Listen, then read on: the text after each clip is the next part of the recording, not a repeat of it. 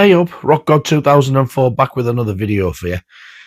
You'll have to excuse me because I feel like ass. I think I'm getting another chest infection because I've got a sore throat.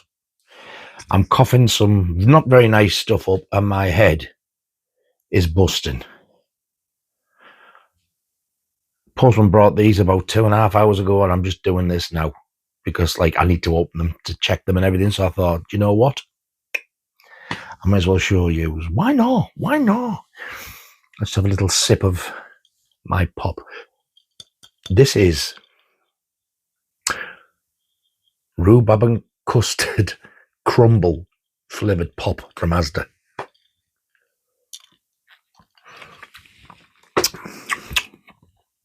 It's lovely. It tastes like the rhubarb and custard sweet. It's really nice. In fact, I just got to try it. It was something like 60 or 70 pence a bottle, I think. Anyway, so there's 3 items come. I know what this one is. It's 2 7-inch singles. And they're... Well, no, they're not. They're not strictly punk, but they were out when the punk stuff was about 1977, 78. These are by a band called Yellow Dog. Now, when I was a kid, so when that was 77, I'll have been about 9, Yellow Dog released this single called One More Night. And the chorus made me love the song. It was just it's like it was made for kids. Could I stay? Could I please stay? Could I? The type of thing that attracts kids. Now, that isn't this single, but that's the one they were famous for. So I was looking for it. I did find it, but then I found this. I thought, oh, I've never heard that. So I went on YouTube and listened to it. I thought, oh,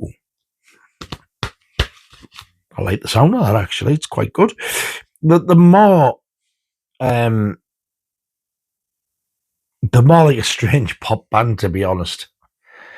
Some of the guitar stuff, I'm not saying it's all twiddly, twiddly, twiddly like Mark Knopfler, but some of the sounds a little bit like sort of Dire Straits-esque in One More Night. I don't know about this one. I can't remember.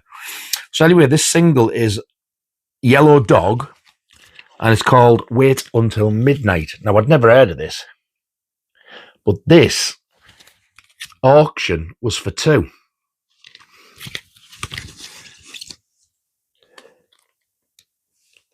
Same sleeve, but that one's got a sticker and that one hasn't. So I'll open this one first. I'm saying open. It's not closed. Andy sent them in protective plastic sleeves. Do you see what I mean? All these people who say you don't use PVC sleeves on your records because they get damaged. Well, these have been on it in here, obviously since the 70s. You didn't know what you're talking about. So this one is orange vinyl, which I thought looked very nice. I'll just put my little 4 eyes on. Down at the Vortex is the B-side. Look at that Virgin label. I've never seen the centre like that with that rough. See the rough texture in the middle bit? I'm a sucker for out like that, stuff different. But for saying this is what? 1978, 88, 98, 2008, 2018, 1921. This is 46-year-old. It's in great condition. There's a couple of marks there, but I think that's just, it looks like it needs a clean. I can't see proper scratches or like that. So I think that's really good. That I really do. And I got this. I was the only bidder on this. I think I got them for £2. Obviously, postage was extra, but the 2 records, yeah, it was £2 for the 2. And this one's yellow vinyl. A very limited edition Yellow Dog So Yellow record. That might explain why that one doesn't have one, because that one's orange.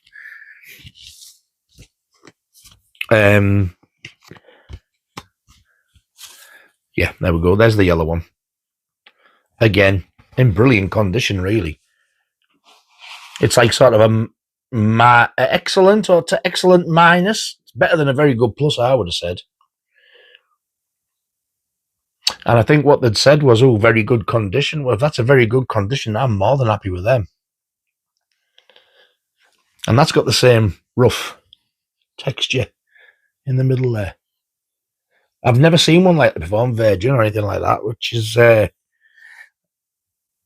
God, that is really rock solid. That you'd think that was 880 gram vinyl. It might be, because it's bloody thick. It's quite heavy as well.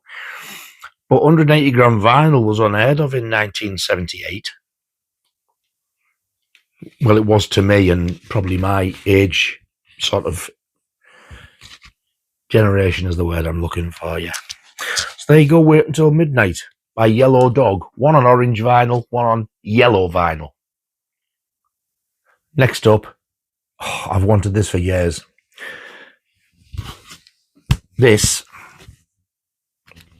is, it's an album I do have quite a few pressings of on different, from different countries.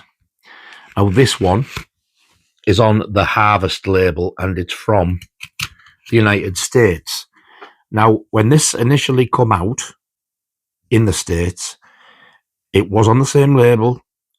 It had an inside picture lyric sleeve like the UK one, but it also had a merchandise sheet. And that's what I've been waiting for, to get one with a merchandise sheet. But to get one now, they're all in America or Canada, then they're all 60, 70, 80 quid plus. And that's without the shipping. And I just happened to type it in the other day to look, and I found one. I got it for about 30 quid, something like that, and postage, but it was in this country. So for me, it's an absolute bargain. And the only downside, it doesn't have the merchandise sheet. I would love the merchandise sheet, but to get this at this price is absolutely phenomenal. And I'm over the moon with it. I really am.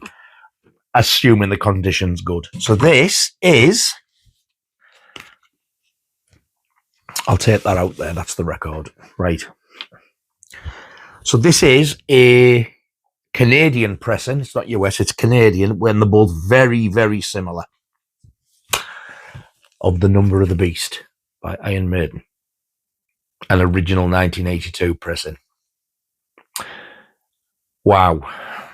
Been after this for so long.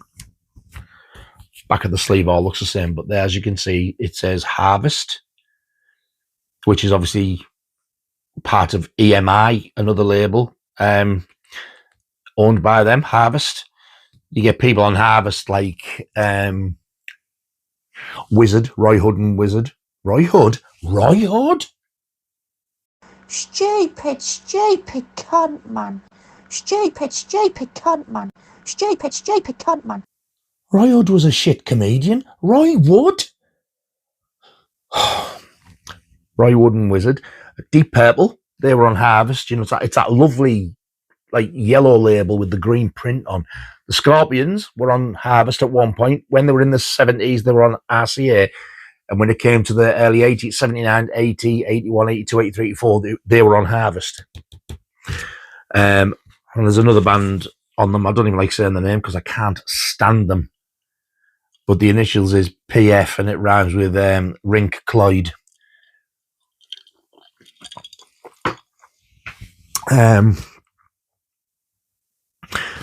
Somebody, I was in a group as well once, and they said, well, I've never noticed that before. If you're a Maiden fan, please tell me you've seen this. How can you not know this? Oh, that was unpleasant. So there's Eddie, and he's got the devil on strings and use him as a puppet. In turn, there's a little Eddie at the bottom there that the devil's got on strings. And somebody said, I have never, in all these years, and I've had the album 40 odd years, I've never noticed that little Eddie. What? I am so excited to play this. I was due to play the album anyway, but my God, I've been dying to get my hands on this. So what they've done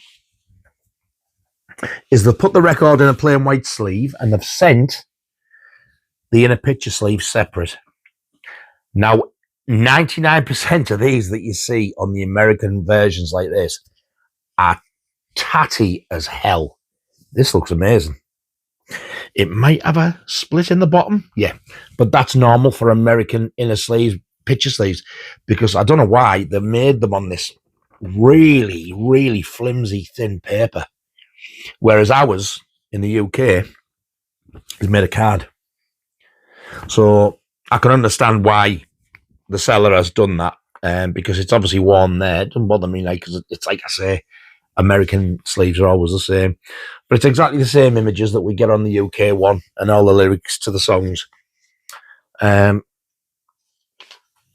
the A-side label's the same, and there's the white sleeve it's in. So let's have a look. Oh my God, it looks fantastic. Oh my God, it looks amazing.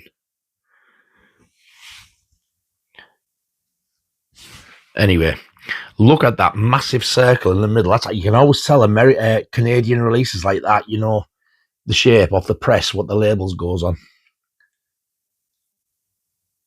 Oh God, I'm so excited that I've got this. Both sides, they look fantastic. There's a couple of light marks and that's it. Oh, this is fantastic. Now, the B-side label in the UK has got the Iron on the top and Maiden underneath, and it's just in a dark blue outline. And then underneath it just says the number of the beast in capitals in plain print. Look at this one. Why the UK don't do things like this, but look at that. It's got the proper Iron Maiden logo in red and the number of the beast wrote in the proper font. How gorgeous is that? I love it. Absolutely love that. My favourite album of all time as well. I am so pleased to have this. I'm beyond pleased. The other main one I want of this now, I would like the I keep wanting to say the lyric sheet. I would absolutely love the merchandise sheet to go in this, but I'm not buying another copy of it just to get the merchandise sheet. That's just stupid. Hopefully one day somebody might just be sort of, you know, like selling the merchandise sheet on its own cheap on eBay. I'll keep checking, but I don't hold much hope for it. But, you know, I'm happy with this because it's in absolutely beautiful shape for its age. And the only other pressing I want of this now, and I will be strict on that one though, it's the Japanese one. It must have the Obi strip on, and it must have the insert, and it must have the poster. Because there's only 2 Japanese Iron Maiden albums I don't have. Oh my God. I don't believe it. The merchandise sheet's there. It was hidden there. Oh my God, it's in there. I don't believe it. Ah! I can't believe it. He didn't put that on the photos in the listing. Oh, I am so happy with that. Now, a lot of people will be thinking, all right, calm your tits, it's just a merchandise sheet, yeah? But us collectors and Iron Maiden fans think things like this is a thing of absolute beauty. I can't believe that. I didn't know. I didn't even see it when I went in for the record. Oh, I'm absolutely elated. Now, there is another merchandise sheet. It's exactly the same as this, but that is spelled correctly, Eddie. There is one that's spelled E-double-D-Y, and I'm assuming that must have been the first run because they misspelled Eddie. It is I-E, that's the correct one. And I've gone from, I want one that's spelled with Y, and then I went, I'm not bothered which one I get. And then I bought this thinking, well, it's not in there, I'm not going to buy it. Oh, God, I'm over the moon. Hey, hey!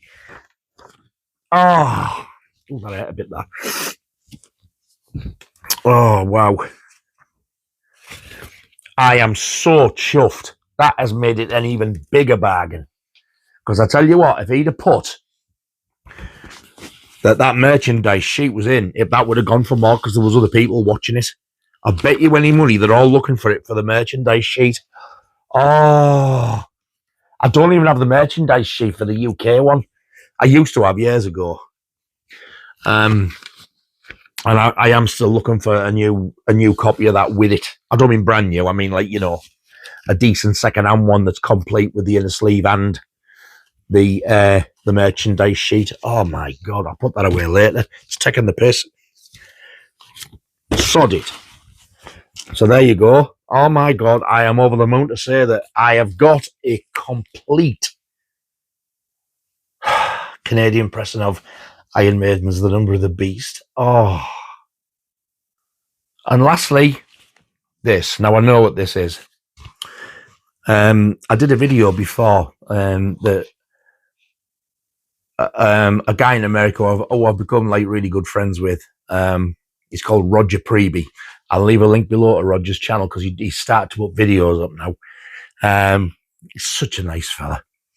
And he originally sent me, was it 2 Blu-rays or was it 3?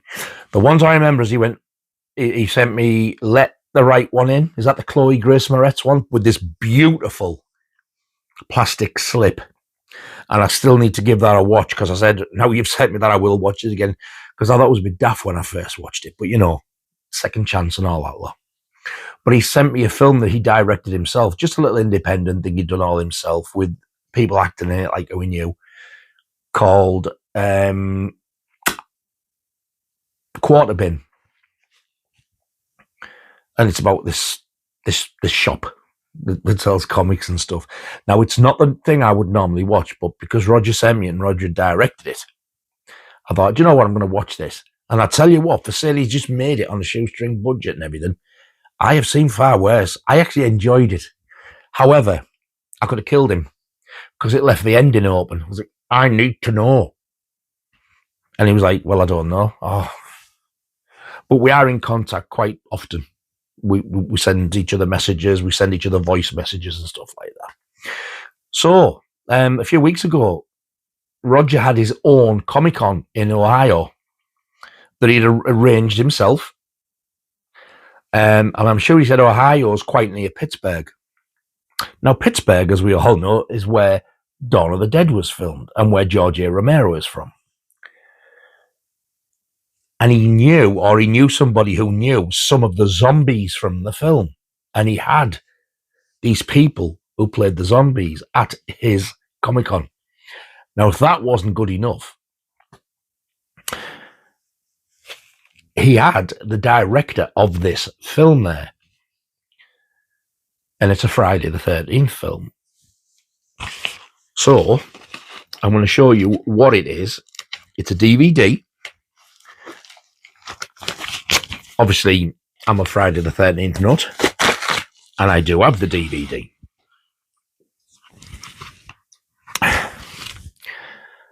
And it's the R-rated and the unrated ones, right?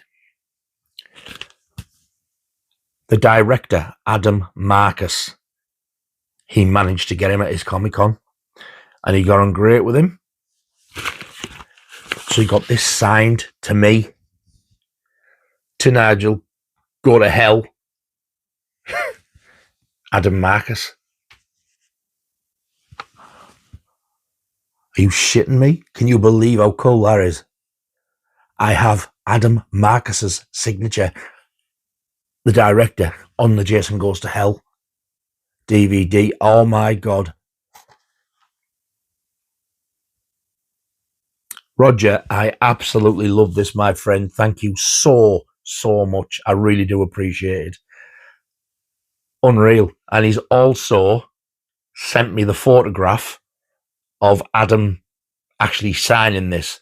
So keep watching at the end when I say ta-ta to you, because I'm going to put the photograph on so you can see.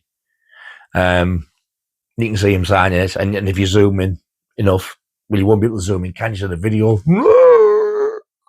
What a bell end! Hi guys. What a bell end! I'm sure I can get it so you can see it.